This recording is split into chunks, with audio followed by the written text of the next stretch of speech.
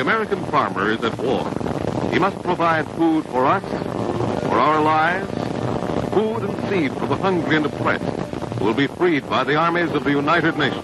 He faces scarcity of labor and scarcity of machines, and yet he must produce more. This picture shows real farmers, not actors, as they face the problems of war. Farmers of the Pennsylvania Dutch country, Lancaster County to be exact.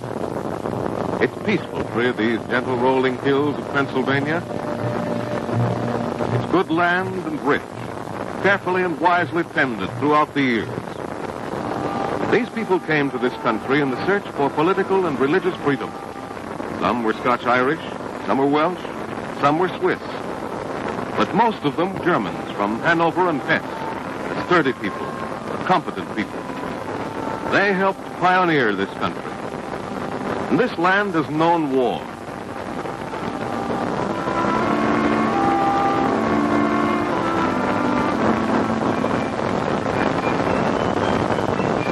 When the news of Pearl Harbor came to the county seat, young men joined up. Farm labor seemed to melt away.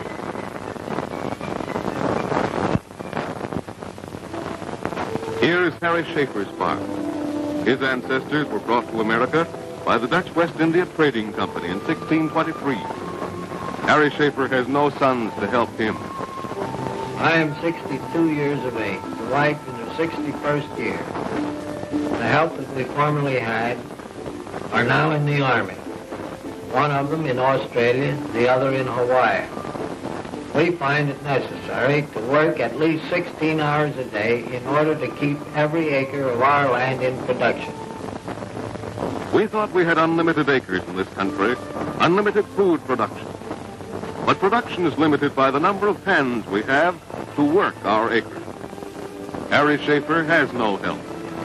It is only because he does have ingenuity that we can plan for more food from the same acres this year. There's a neighbor of Mr. Schaefer's down the road. He has a girl of 12 to help him. Boys and girls of 15 and 17 are being trained in our towns and cities to aid farmers. Here's another neighbor, Moses Zimmerman. And here's a day in his life that begins at 4 a.m.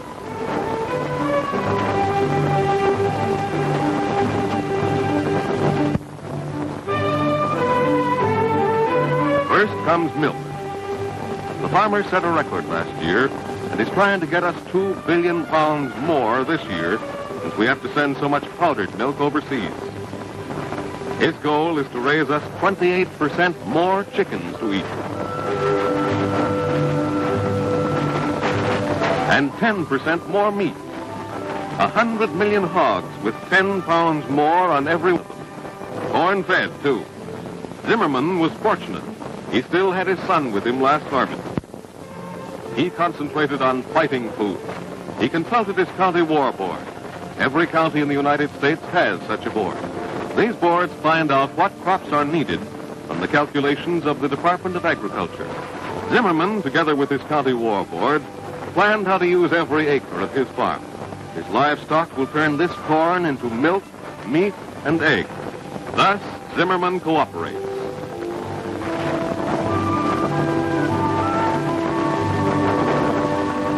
He cooperates with his neighbors, too. Hello, Avery. Let's go on this afternoon. Sure, I'll be glad to. Vern's at home here, and he'll be taking care of things. I'll be right over. Bye. In a pinch, a neighbor will always lend a hand.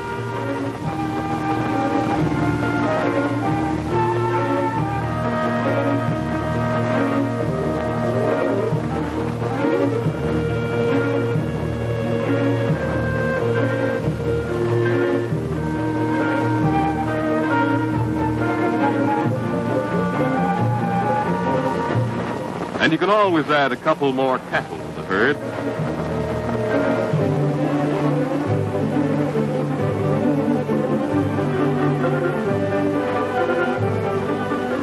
Heavier feeding for that extra milk. And more eggs, 9% more. and still not enough.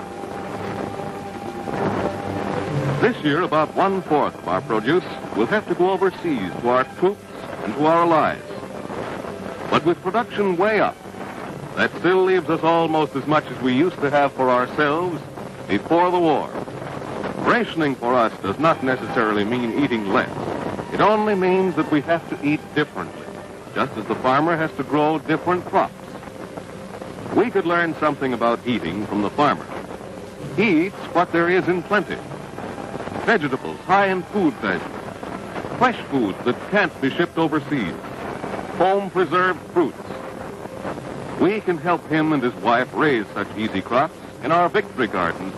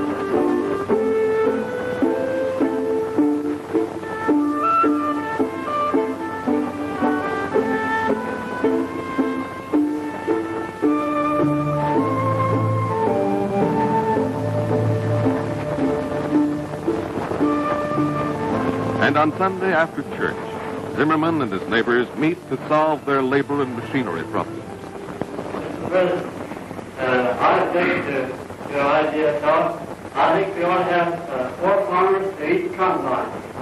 What's the use of me going to some other community to do work when I work right in my own community? Mr. President, I'm opposed to this plan of a group of 4 farmers to a combine. I think it would be much better if we'd hold the thing jointly cooperating, and then we could interchange the combines from one group to another in case of breakdown or need repairs. Also, I think at this time, with the world condition as there is, that we should try to do all the outside work we can and make this machinery pay out. Mr. President, I think this co-op should be worked in a group of 4 or 5. Mr. President, I think that this cooperative work, every member will have to have an equal share in it. Because we're going to now decide how this machinery should be used, whether it's to be used cooperatively or in small groups. All those in favor of it being used cooperatively, put your hands up and say aye. Aye. Opposed of it? And the next morning, machines are put to work where they're needed. Crops are harvested. The soybean, for example, a new crop for Zimmerman, but the War Board said it was needed, so he grew it. Just as the southern farmers raised peanuts instead of cotton, and farmers in the west grew flax.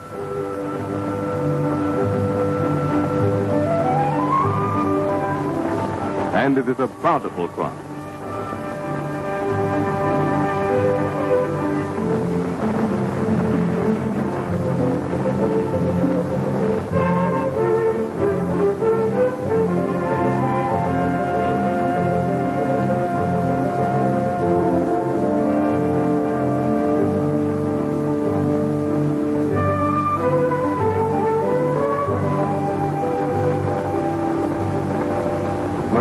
Father in heaven, we call upon Thee this Thanksgiving evening for this blessed privilege of enjoying this meal together. Lord, with gratitude and praise we come before Thee, and may this be, as it were, growth in strength, wisdom and understanding, that as we go on in life to Thy glory, Lord, our sympathy goes out for those who are in the trenches, our boys, the Marines, the sailor boys, the soldiers. Be Thou bless them, Thou only knowest how. We think of our allied nations. O Lord, be Thou also strengthen them, that as they go forth in this whole world, fighting for freedom, that may be their success. And Lord, us as farmers, doubtless this coming year, we will have less help, less machinery, and we need thy blessing upon us in wisdom, in understanding, and in strength. So, Father, as we journey on in life, have mercy upon us, that we may be instrumental with others, that again freedom may reign in this old world. Thou only knowest, and only knowest how. Will thou bless and make us a blessing until Jesus comes. Amen.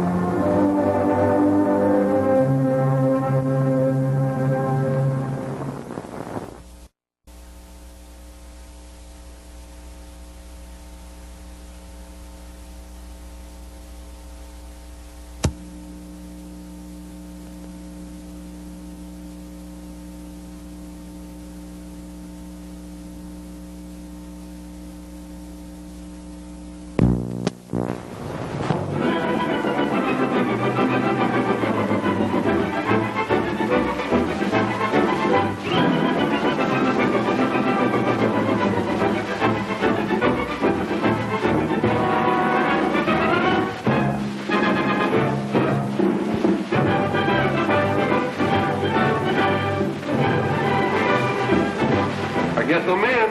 When do we eat? Well, what's your hurry? All you get now is beans. Army food is no longer a matter of beans and guesswork. Since the last war, nutrition has become a science, and our Army Quartermaster Corps uses that science in planning Army meals. Food correctly used means fighting strength for our soldiers and better health for civilians. Scientists at food plants, at universities, and at the Quartermaster Corps' own subsistence laboratories in Chicago, study food for energy. The food weapons of our enemies are investigated. The Japanese are supposed to produce great fighting energy out of a handful of rice. This is the amount of rice one of our soldiers would have to eat to approach the energy in his own ration. The Nazis are supposed to have a Superman vitamin pill. The pill story is checked by Dr. Ansel Keys and his staff at the University of Minnesota. Vitamins and pills do not help pull weight, but vitamins do help the body use food. Only after eating actual food can a soldier pull more weight or push a bayonet harder. To discover what foods contain the right vitamins for fighting in various parts of the world, experiments are conducted in rooms where any climate can be imitated. Holy smoke, they got us in the Sahara Desert. In this heat, different foods are tried.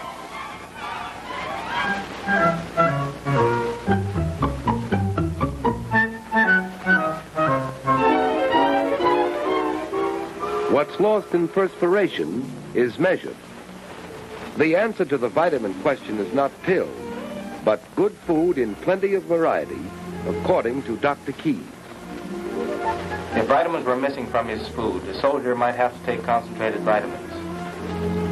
If he had vitamins but no food, he would still starve. The best way, naturally, is to supply vitamins in the food. It is for this reason that the Army uses only vitamin-enriched flour in its bread.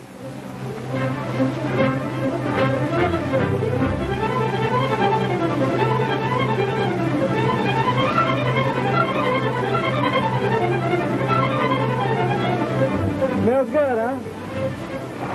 If you lose your ovens, take a couple of barrels, cover them with clay, and bake your bread. The Quartermaster Corps believes in supplying our men everywhere with an abundant variety of fresh food of the kind they like, cooked the way they like it. In this country, the job is comparatively simple. All Army cooks follow a standard menu prepared by nutritionists in Washington. Vegetables and fruits, milk and eggs are centrally purchased in vast quantities by Army officers and civilian experts.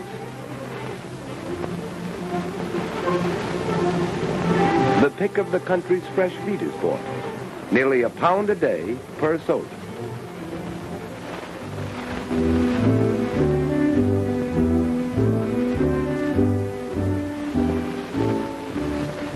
The The job of supply gets more difficult as 1 million men go overseas, for the Quartermaster Corps faces the problem of shipping space. So meat is deboned, saving 60% in bulk. Still more space is saved through dehydration. A greater variety of food can now be shipped in this form. Only the water in them is removed to be replaced before cooking. Thus, one ship can carry the load of 10. For dehydration, every egg is examined.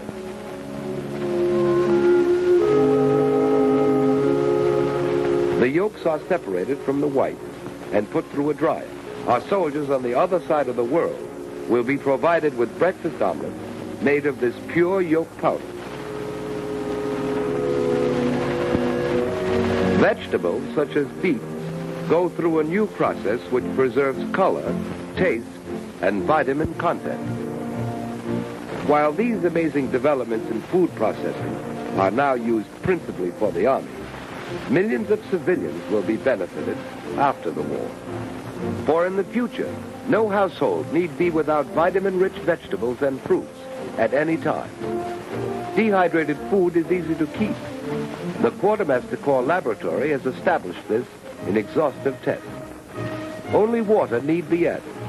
When cooked, it is often impossible to detect a difference in taste, and constant tests show practically no difference in vitamin content between the dehydrated and the untreated product. When a soldier is out in the field and away from camp cooks, he must carry his own rations. Pre-cooked meats for emergency rations were developed in the Army laboratory for this purpose. Here, too, emphasis is put on taste, as well as on the food value of the ration, which consists of a can of meat for each meal and a second unit containing concentrated soup, hardtack, coffee powder, and candy. Total weight, 3.5 pounds for 3 square meals a day. But specialized troops in mobile warfare need a still more compact ration. So the Army has developed the now famous K ration, the completely streamlined meal. Originally designed for paratroops, K proved ideal for tank busters, commandos, and all isolated units. Each package contains a balanced vitamin-rich meal. A day's ration weighs about 2 pounds. K was developed under Colonel Rowland A. Iska. The object of the K ration is to provide the soldier with food under emergency. This ration, with its variations, is therefore adapted to all climatic conditions, from the tropics to the frigid zone. Each item in K had to be super nutritious, but also appetizing. So each item was tested by Colonel Iska's guinea pig lunch club. Several recipes, for instance, were tried in picking a soybean biscuit. This biscuit seems to meet specifications. Pretty tasty biscuit. You bake this biscuit on existing equipment? With a few adjustments. How much soy is there in these? About 1 part in 7. It's good eating. Thus we find ways to use such highly nourishing staples as the soybean, which is easily produced in great plenty. The energies in this and other hitherto inefficiently used foods are unlocked for the world by chemists such as Dr. Julian of Illinois, a famous soy expert. Soy flour strengthens wheat flour, eggs, lard in the K ration breakfast biscuit. With this and other items in K, we are in the possession of new foods, new methods of preparation, which make mankind independent of distance and climate. These war foods are also bulwarks against famine and catastrophe. To produce them, we have a new industry. When the Army asked its suppliers to build this packaged food industry overnight, they didn't know they were getting K ready for Africa. A chewing gum company flung together a package assembly line out of bicycle chains. This company intends to make K a packaged meal business when peace comes. Millions of K rations. Each container has a tin of meat or cheese, the soy and other biscuits, a concentrated chocolate bar, fruit bar or dextrose candy, coffee, lemon or soup powder, instantly soluble in cold or hot water, cigarettes, and that American nerve tonic, chewing gum. And this amazing package requires no strategic material. Tests, such as the bubble test, sometimes uncover imperfections. For K cartons must be air and watertight, gas-proof, and seaworthy. With science at his service, and the greatest food-producing country in the world backing him up, the American soldier, no matter where he may be, in the jungle, in the Arctic, in the desert, or in his home camp, can rightly consider himself the best-fed soldier in the world. And in the future, the war-born knowledge that has made him so, when spread over the world, can guarantee that no one on earth need suffer from malnutrition or from hunger.